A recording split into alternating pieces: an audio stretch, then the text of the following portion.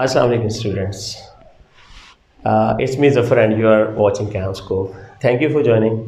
हमारा आज का टॉपिक है कार्बोक्सिलिक एसिड्स। ये जो पंजाब के सिलेबस के मुताबिक कार्बोक्सिलिक एसिड है, जबकि फेडरल में जो सिलेबस है उसमें इसके डेरिवेटिव भी शामिल हैं।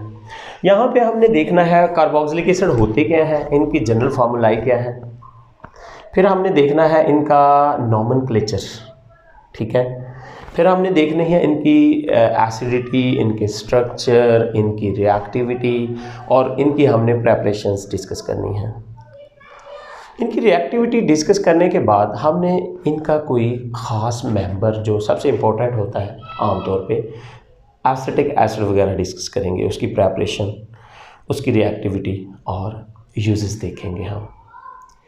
इसके बाद हम एंड ऑफ दिस चैप्टर पे जो चीज़ें डिस्कस करेंगे उसमें कार्बोक्सिलिक एसिड के डेरिवेटिव्स वगैरह हम देखेंगे, जिनमें हम देखेंगे अमाइनो एसिड्स वगैरह, ठीक है, या फिर इसके बाद हम acid halide, acid amide, acetic anhydride, ये जो कार्बोक्सिलिक डेरिवेटिव्स हैं उनको डिस्कस करेंगे।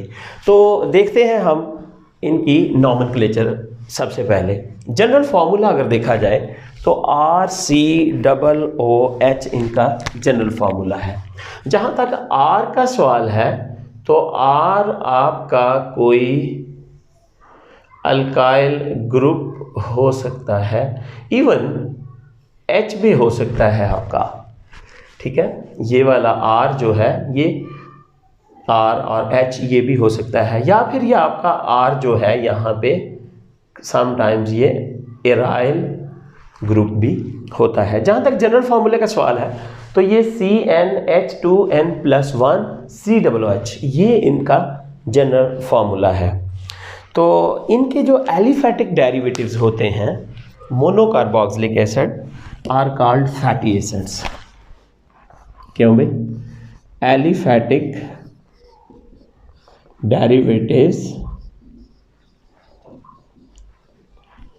of monocarboxylic acids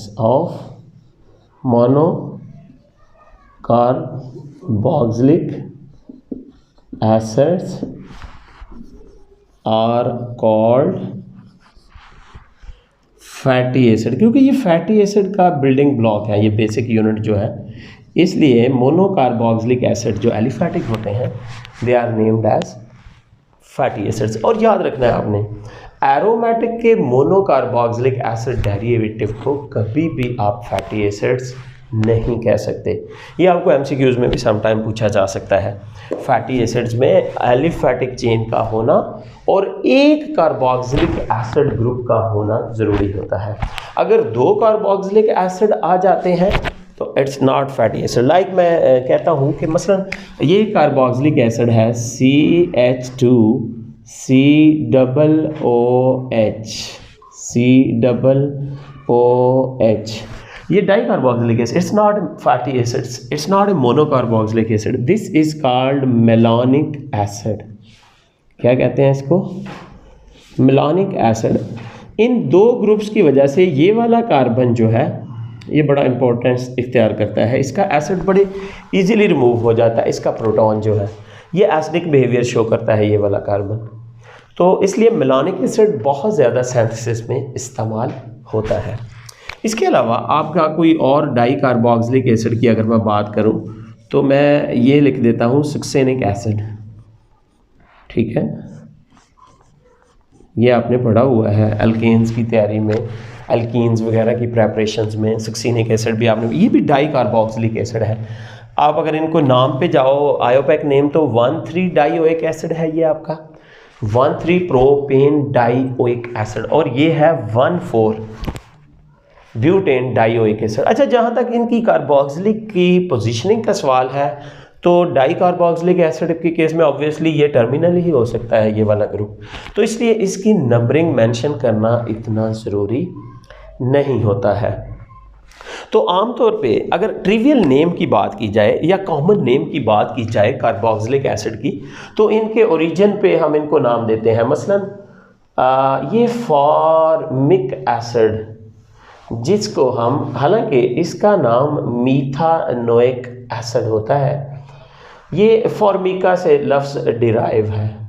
Formica aunt को कहते हैं, ये जो हमारे लोकल ज़ुबान में चींटी जिसको हम बोलते हैं, ये जो हमें इरिटेशन होती है चींटी या भिड़ के काटने पर, तो वो इस फॉर्मिक एसिड की वजह से होती है।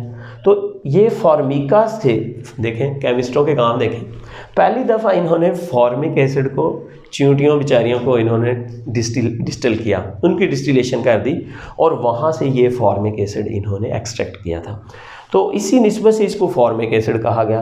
अच्छा, एक प्लांट है आपका एसीटम, ठीक है, एसीटम कहते हैं सिरका को, ठीक है ना। तो सिरका का जो एसिड है that is called acetic acid. क्या कहते हैं इसको? Acetic acid. हालांकि क्या है ये? 2 कार्बन वाला कार्बोक्सिलिक एसिड है। This one is your acetic acid, ठीक है। हाँ, इसका अगर आयोपिक नेम देखा जाए तो दिस इज इथेन। इथेन, ये देखो मैंने लफ्ज़ लिखा इथेन, उसके बाद ई हटाओ, OIC एसिड, इथानोइक एसिड। जैसे ये था ना फॉर्मिक, ये मैथ है, 1 कार्बन है, हम इसको कहते हैं मीथानोइक एसिड या फॉर्मिक एसिड। 1 कार्बन वाला फॉर्मिक एसिड, 2 वाला एसिटिक एसिड या इथानोइक एसिड कह लो आप। इसी तरह रीजन बेस पे इनको नाम दिया जाता है। मसलन बटरम से मिलने वाला जो एसिड था उसको बटारिक एसिड 4 कार्बन वाला कहते थे, कॉमन नेम की हम बात कर रहे हैं। इसी तरह वेलिरिक एसिड, मसलन ये वेलिरा यानी गोट को कहते हैं, बकरे के गोश्त में ये पाया जाता है। तो इस तरह कॉमन नेम इनको देने की इनिशियली कोशिश की गई, लेकिन ये आपको पता है ट्रिवियल या कॉमन नेम इतने कामयाब नहीं हैं। इसी तरह इन्होंने मेन कार्बन से दूसरी, तीसरी और चौथी कार्बन को alpha, beta, gamma, Latin word दे के भी नॉमेनक्लेचर कोशिश की देने की कॉमन। लेकिन यहाँ पे हम जो डिस्कस करने जा रहे हैं वो हमारी है IUPAC नॉमेनक्लेचर, जिसको हमने यहाँ पे, तो हम बात कर रहे थे नॉमेनक्लेचर की, तो इनफैक्ट हम IUPAC के थ्रू इनको नाम देने की कोशिश करते हैं। सिंपल से रूल है कि select longest chain containing COOH, हो गया जी। Remove E of alkane and replace it with OIC, alkanoic acid. Alkane से अल्कानोइक, OIC, एल्केन से एल्कानोइक एसिड कर दो। Mention position of the substituent, आपने पोजीशन मेंशन करनी है कि किस कार्बन पे है, 2 नंबर पे है, 3 नंबर पे है। If more than 1 substituent use prefix di, tri, tetra before naming substituent. ये सिंपल से रूल है, आपको कितनी दफ़ा मैं ये बता चुका हूँ सो फार। अब जी देखें, ये आप इनको IUPAC नॉमेनक्लेचर करने जा रहे हैं, तो ये कार्बन 1 है, ये 2 है, ये 3 है। आप क्लोरीन की पोजीशन मेंशन करो, ये देखो 2 क्लोरो, कितने कार्बन है? 3। प्रोपानोइक एसिड, प्रोपानो, OIC, ये मैंने कहा था ना एल्कानोइक से, एल्केन प्रोपेन से है प्रोपानोइक एसिड, ठीक हो गया। तो लाइक दैट ये देखो 1 2 3। अब ये 2 मिथाइल सब्स्टिट्यूएंट कर दो ना, आप करो 2 डाई मिथाइल, एक से ज़्यादा सब्स्टिट्यूएंट हैं, सिमिलर हैं। डाई मिथाइल, कितने टोटल कार्बन लेंथ कितनी है? 3 की। प्रोपानोइक एसिड, प्रोपानोइक एसिड, ये कार्बोक्सिलिक एसिड है, इसमें 2 कार्बोक्सिलिक एसिड ग्रुप है। हालांकि आप इसको टाइट्रेशन में बहुत दफ़ा पढ़ चुके हैं, दैट इज ऑक्सैलिक एसिड, इसका कॉमन नेम है, लेकिन इसका IUPAC नेम देखो 1 2 कार्बन है, आप इसको कहो 1 2 ethane dioic acid, 1 2 ethane dioic acid, या आप इसको सिंपली इथेन डाइओइक एसिड कह लो तो ज़्यादा बेहतर रहेगा। मैंने पोजीशन मेंशन करनी है तो आपकी, this is your malonic acid, this is called 1,3, क्या है ये? 1,3 प्रोपेन या प्रोपेन डाइओइक एसिड भी लिख लो, काफ़ी है, प्रोपेन डाइओइक एसिड। तो ये आपके कुछ एसिड्स थे जिनको हमने IUPAC नॉमेनक्लेचर दिया है। अब हम कुछ एसिड्स देखते हैं जिनको हम आमतौर पे कॉमन नेम दिए जाते हैं। ये गुल्टारिक एसिड है, देखो 3 कार्बन है सेंटर में और 4th और 5th जो एंड के और टर्मिनल है कार्बन, शुरू वाली कार्बन्स। अच्छा, इसका अगर आप IUPAC नेम देना चाहते हो तो तब भी दे लो, 1 2 3 4 5। इसको हम यूँ कह सकते हैं ना, 1,5, ठीक है, पेंटेन डाइओइक एसिड। असल हालांकि इसका कॉमन नेम है ग्लूटारिक एसिड। और लाइकवाइज ये एडिपिक एसिड है। तो एडिपिक एसिड में 6 कार्बन है, 1,6 हेक्सेन डाइओइक एसिड, ठीक है जी। एडिपिक एसिड ये आपको जस्ट आप याद रखेंगे, ये आप पढ़ा हुआ है आपने, ये भी बेंजोइक एसिड। ये जो होते हैं ना एराइल कार्बोक्सिलिक एसिड्स के डेरिवेटिव, इनको आमतौर पे ना कॉमन नेम ही ज़्यादातर दिए जाते हैं। ये अब है 1,2 बेंजीन डाइओइक एसिड। हालांकि हम इसको थैलिक एसिड या थैलिक एसिड कहते हैं। ये बड़ा अहम है, इससे आप इसको हीट करें तो थैलिक एनहाइड्राइड बना सकते हैं, आप कोई डिहाइड्रेटिंग एजेंट इसमें लगा दें। तो ये बड़ा ही अहम है। सैलिसिलिक एसिड, आपको पता है ये कहाँ पे यूज़ होता है?